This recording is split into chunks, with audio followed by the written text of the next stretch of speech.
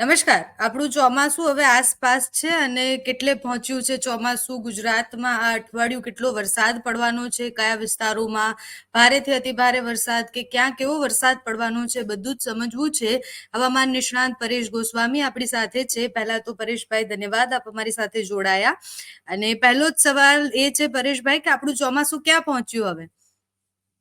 જી પાયલબેન, જોવા જઈએ તો ચોમાસું છે તે ઝડપથી આગળ વધી રહ્યું છે. આમ જોવા જઈએ તો જે ચોમાસું છે એ જેવી રીતે આંદોબાર નિકોબાર ટાપુ હોય, કેરળ હોય, કર્ણાટકના ભાગો હોય, તમામ વિસ્તારોની અંદર ચોમાસું છે તે સમય કરતા 2 દિવસ વહેલું ચાલી રહ્યું છે. આજની તારીખની વાત કરવા જઈએ તો આજે 8 જૂન 2024 ના રોજ નૈઋત્યનું ચોમાસું છે તે મહારાષ્ટ્રના લગભગ મોટાભાગના વિસ્તારોને કવર કરી લીધું છે. ગઈકાલે નૈઋત્યનું ચોમાસું છે તે જેવી રીતે દક્ષિણ મહારાષ્ટ્ર ઉપર હતું, આજે ઉત્તર મહારાષ્ટ્રના ઘણા બધા વિસ્તારો છે કવર કરી લીધા છે. હવે માત્ર 24 કલાકની અંદર ચોમાસું છે તે મહારાષ્ટ્રના મુંબઈ સુધી પહોંચે તેવી પૂરી શક્યતાઓ દેખાઈ રહી છે. એટલે આમ જોવા જઈએ તો જે ચોમાસું છે એ જે રીતે આંદોબાર નિકોબાર ટાપુ ઉપર પહોંચ્યું ત્યારે એક બ્રેક આવ્યો હતો. કેમ કે ઘણી વખત એવું થતું હોય કે પવનની સ્પીડ છે એ ઘટી જવાને કારણે જે ચોમાસું છે તે રોકાઈ જતું હોય, એને મોન્સૂન બ્રેક કહેવામાં આવે છે. આ મોન્સૂન બ્રેકની સ્થિતિ છે પાયલબેન ચાલુ વર્ષે 2 વખત જોવા મળી, જેની અંદર આંદોબાર નિકોબાર ટાપુ ઉપર ચોમાસું એક વખત બ્રેક થયું, ત્યાંથી ધીમે ધીમે કેરળમાં આવ્યું. એટલે કેરળમાં પણ આમ જોવા જઈએ તો સમય કરતા 2 દિવસ વહેલું ચોમાસું છે એ કેરળમાં પ્રવેશી ગયું હતું. પછી કેરળના જે ઉત્તર ભાગો છે, કેરળના ઉત્તર ભાગો ઉપર પણ એક વખત ચોમાસું બ્રેક થયું હતું. હવે આ ચોમાસું છે એ અત્યારે મહારાષ્ટ્રની અંદર અત્યારે સક્રિય છે, ધીમે ધીમે આગળ વધી રહ્યું છે. 24 કલાકની અંદર આ ચોમાસું છે એ મુંબઈ સુધી પહોંચી જશે અને મુંબઈ સુધી ચોમાસું પહોંચશે એટલે ફરીથી એક વખત કેન્દ્રીય હવામાન વિભાગ તરફથી જાહેરાત કરવામાં આવશે. કેમ કે એમના રૂલ્સ હોય છે, અલગ અલગ જે ભારત દેશના જે અમુક પોઈન્ટ આપેલા છે એ પોઈન્ટ સુધી નૈઋત્યનું ચોમાસું પહોંચે એટલે કેન્દ્રીય હવામાન છે એની જાહેરાત કરતું હોય છે. એવી રીતે મુંબઈમાં ચોમાસું આવશે એટલે 24 કલાકની અંદર ચોમાસાની જાહેરાત થશે કે મુંબઈમાં ચોમાસું આવી ગયું. પણ ફરીથી મુંબઈ ચોમાસું પહોંચી અને એક વખત મોન્સૂન બ્રેક ત્યાં જોવા મળે એવી શક્યતાઓ છે. એટલે આવતીકાલે 9 તારીખના રોજ ચોમાસું છે એ ત્યાં પહોંચી જશે. જનરલી જોવા જઈએ તો મુંબઈની અંદર ચોમાસું છે એ 10 જૂનના રોજ રાબેતા મુજબ પહોંચતું હોય છે. કેમ કે ચોમાસાને પહોંચવાની નોર્મલ તારીખ છે મુંબઈની અંદર 10 જૂન. હવે 10 જૂને ત્યાં પહોંચતું હોય છે, પણ આ વર્ષે એના કરતા થોડું વહેલું છે એ ચોમાસું ત્યાં પહોંચી રહ્યું છે. ત્યાં પહોંચીને બ્રેક થશે, પણ એ બ્રેક છે પણ માત્ર 24 કે 36 કલાકનું બ્રેક હશે.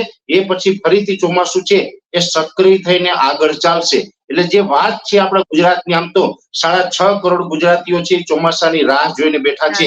એની અંદર આપણે જણાવી દઉં કે જે ચોમાસાનો મુખદ્વાર છે વલસાડ જિલ્લો, વલસાડથી જે ચોમાસાનો પ્રવેશ થાય અને એ પ્રવેશ છે એ 14 જૂન 2024 ના રોજ ગુજરાતની અંદર વલસાડ જિલ્લાથી ચોમાસાનો પ્રવેશ થઈ જશે અને વિધિવત રીતે નિરંતર નૈઋત્યનું ચોમાસું છે એ આપણે 14 જૂને ગુજરાતની અંદર પ્રવેશ કરીએ તેવી શક્યતાઓ છે. જોકે ગુજરાત છે પણ વિસ્તારની દ્રષ્ટિએ પાયલબેન ખૂબ મોટું રાજ્ય છે, ઘણા બધા દેશો છે ને એ પણ આપણાથી નાના છે અને આપણે તો ગુજરાતી તરીકે ગૌરવ લેવા જેવી વાત છે કે આપણા વિશાળ રાજ્યની અંદર આપણે વસીએ છીએ, આપણે રાજ્યના નાગરિકો છે.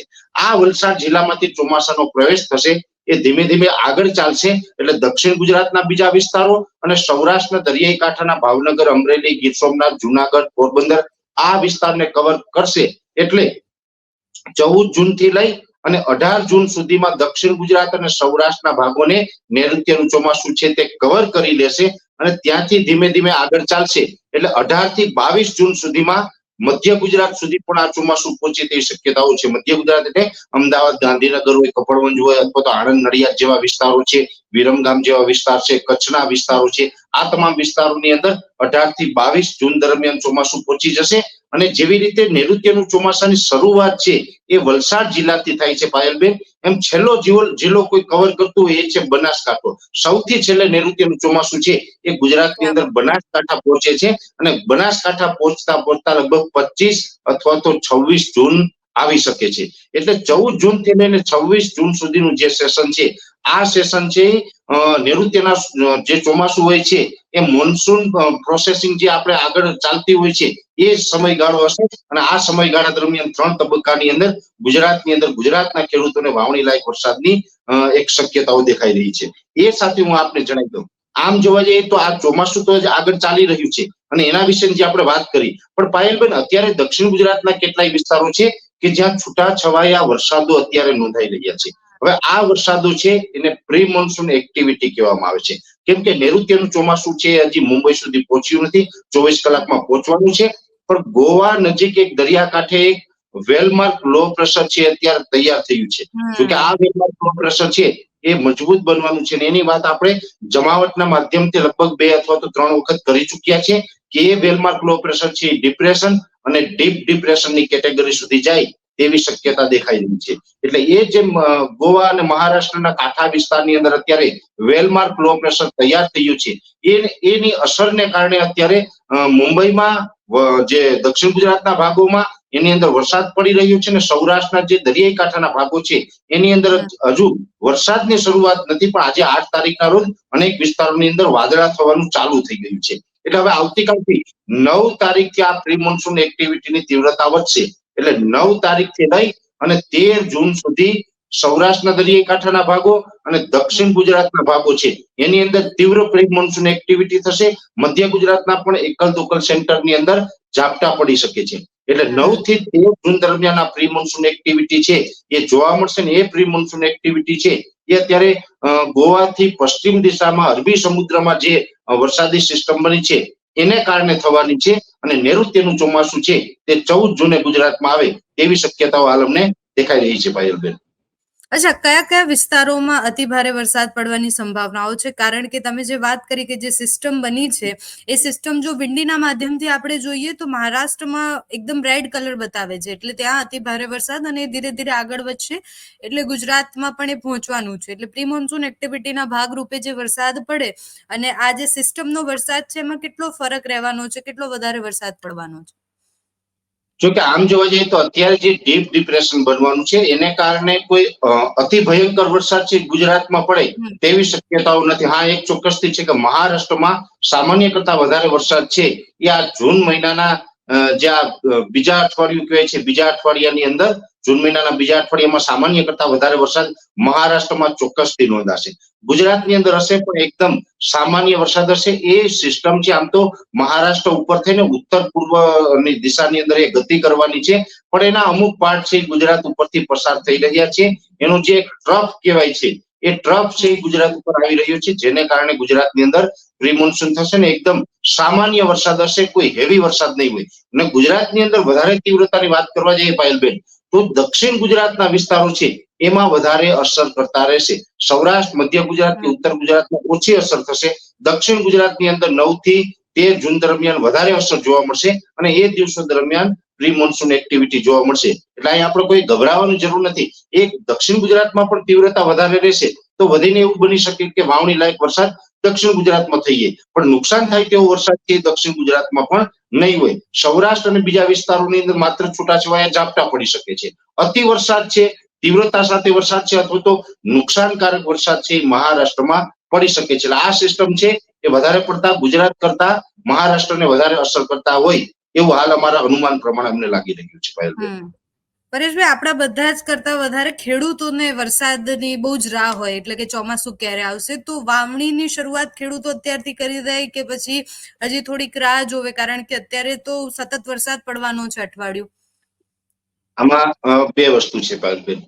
ઘણા ખેડૂતો એવા છે, એમાં પણ દક્ષિણ ગુજરાત અને સૌરાષ્ટ્રના ભાગો છે, આ વિસ્તારોની અંદર જે પાણીની વ્યવસ્થાઓ છે, કુવા બોરની અંદર સારા પાણીની વ્યવસ્થાઓ છે, એવા ખેડૂતો છે પિયત આપીને પણ વાવેતર કરી દેતા હોય, ચોમાસા પહેલા વાવેતર કરી દેતા હોય. હવે અમુક ખેડૂત એવા છે કે જે ખેડૂતો પાસે પાણીની વ્યવસ્થા નથી, ચોમાસા પર નિર્ભર છે, પાસે પાણીની વ્યવસ્થા નથી, વરસાદ પડે પછી તેનું વાવેતર થતું હોય છે. અને નોર્મલ રીતે જોવા જાય તો 2.5 થી 2.5 સુધીના વરસાદો થાય તે પછી આપણે વાવણી થઈ શકતી હોય, કેમ કે ઓછા વરસાદની અંદર જો વાવેતર કરવામાં આવે તો બિયારણ ફેલ જતું હોય. એનું જે જર્મિનેશન થવું જોઈએ એટલે કે બિયારણનો ઉગાવો આવવો જોઈએ એ બરાબર ઉગાવો આવે નહીં. એટલે 2.5 થી 2.5 સુધીના વરસાદો થાય એ ખેડૂતોએ વાવેતર કરવું જોઈએ. ખાસ કરીને કપાસનું વાવેતર છે એની અંદર પણ ઘણી વખત ખેડૂતો છે ઉતાવળ કરતા હોય, જ્યારે પણ વરસાદની આગાહી હોય ત્યારે આગાહીના દિવસો પહેલા વાવેતર કરી દેતા હોય છે. આવા ખેડૂત ભાઈઓને મારી એક અપીલ રહેશે કે આ વર્ષે અગાઉથી વાવેતર કરવાની ભૂલ ન કરવી. પૂરેપૂરો 2 થી સવા 2 ઇંચ કે 2.5 ઇંચ વરસાદ પડે પછી જ વાવેતર કરવું. એનું મેઇન કારણ છે કે અત્યારે જે ડીપ ડિપ્રેશનને કારણે છૂટાછવાયા ઝાપટા પણ પડવાના છે, જે અમે આપના માધ્યમથી જાણ કરી રહ્યા છે કે પ્રી મોન્સૂન એક્ટિવિટીના ઝાપટાઓ છે નૈઋત્યના ચોમાસા પહેલા પડશે. 9 થી 13 જૂન દરમિયાન જે ઝાપટાઓ પડશે, જો બિયારણ છે જમીનની અંદર એનું વાવેતર થઈ ગયું હશે અને ઓછો વરસાદ પડે તો એ બિયારણ ફેલ જાય, એનું જર્મિનેશન થાય નહીં. સવા 2 ઇંચ કરતા વધારે વરસાદ હોય તો જ થાય. એટલે હમણાં વાવેતર કરવાની ઉતાવળ ન કરવી. હવે વાત છે કે જે વિસ્તારોની અંદર સારો એવો વરસાદ પડી ગયો, વાવેતર કરાયો 2.5 ઇંચ 3 ઇંચ આવા વરસાદો જો પડી જાય તો એ ખેડૂતોએ પછી વાવેતર ફરજિયાત કરવું પડશે. કેમ કે આમાં બંને વસ્તુ હોય. પાયલબેન, અત્યારે જે આખા ઉનાળા દરમિયાન જમીન છે ગરમ થઈ હોય, ઉપરથી વરસાદ પડે અને એ વરસાદ પડે પછી તરત વાવેતર કરીએ તો એ ઉગાવ આવે, કેમ કે જમીનની અંદર ગરમી હોય છે અને ગરમી હોય તો જ જર્મિનેશન થાય છે. પણ વરસાદ ખૂબ પડી જાય, 8 દિવસ સુધી કન્ટિન્યુ વરસાદ પડે અથવા તો તમે એક વચ્ચે ગેપ આપી દો, પાછળથી થોડા વરસાદ પડે અને એક વખત જમીન છે એકદમ ઠંડી પડી જાય તો પણ પછી ઉગાવો આવતો નથી. એટલે જે ખેડૂતોને 2.5 થી 3 ઇંચ આસપાસના વરસાદો થાય એની જ વાવેતર કરવું, બીજા ખેડૂતોએ વાવેતર ન કરવું અને આટલા વરસાદો થયા હોય એની રાહ પણ ન જોવી, એની વાવેતર કરી દેવું. એટલે આ બંને તરફી વાત છે, ખૂબ સમજવા જેવી વાત છે. એટલે ખેડૂતોએ ખાસ આ કાળજી રાખવાની છે. આમ જોવા જઈએ તો આ વર્ષે છે ને થોડીક પેટર્ન ચેન્જ થઈ રહી છે. જો કે આ ચોમાસું છે તે થોડુંક લાંબુ ચાલવાનું છે. જેવી રીતે 14 જૂને ચોમાસાની શરૂઆત છે એ ગુજરાતમાં થશે ને એનો જે મોન્સૂન વિડ્રોલ ટાઈમ હોય છે, ચોમાસાની વિદાય હોય છે, એ લગભગ 25 ઓક્ટોબર હોઈ શકે છે. અત્યારે જે અમારું એક લાંબા ગાળાનું જે પ્રિડિક્શન છે, લાંબા ગાળાનું અનુમાન છે, એ મુજબ 25 ઓક્ટોબર સુધી આ ચોમાસું ચાલશે. એટલે એ પ્રકારે ખેડૂતોએ વાવેતરનું આયોજન કરવું જોઈએ. જો કે આ વર્ષે એવું છે કે કપાસનું વાવેતર છે ગુજરાતની અંદર ખૂબ મોટા પ્રમાણમાં ઘટવા જઈ રહ્યું છે. એના 2-3 કારણ છે. એક તો જે પિંક બોલ વર્મનો પ્રોબ્લેમ હતો, એટલે કે ગુલાબી ઈયળનો પ્રોબ્લેમ કપાસની અંદર હતો. કપાસનું ઉત્પાદન છે ને એ પણ છેલ્લા 2-3 વર્ષથી ઘટી રહ્યું છે. અને બીજા નંબરની અંદર કપાસના ભાવ સતત 2 વર્ષથી ડાઉન છે, ખેડૂતોને પૂરતા ભાવ નથી મળતા.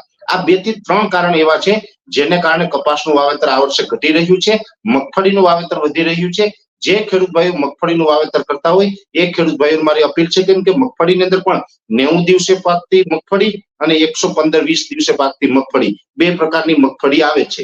હવે જે 37 નંબર હોય, 41 નંબર છે અથવા તો 39 નંબર મગફળી છે, આ બધી જે મગફળી છે ને ટૂંકા ગાળાની મગફળી કહેવામાં આવે, 90 દિવસે પાકી જતી હોય છે.